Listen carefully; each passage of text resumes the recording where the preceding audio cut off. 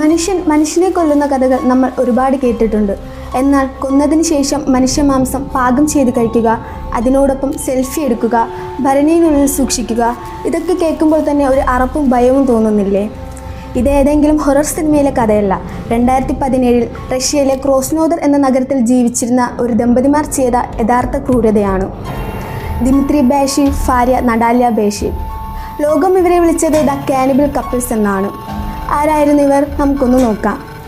റഷ്യയിലെ ഒരു military academy ഹോസ്റ്റലിലാണ് ദിമിത്രിയും ഭാര്യ നടാലിയും താമസിച്ചിരുന്നത്. നടാലിയ അവിടെ ഒരു നേഴ്സായി ജോലി ചെയ്തിരുന്നു.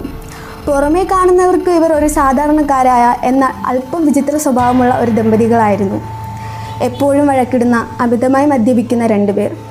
എന്നാൽ അവർ ഹോസ്റ്റൽ മുറിയിൽ ഒളിപ്പിച്ചു വച്ചിരുന്ന രഹസ്യങ്ങൾ പുറലോകം അറിഞ്ഞത് തികച്ചും അപ്രതീക്ഷിതമായിട്ടാണ്.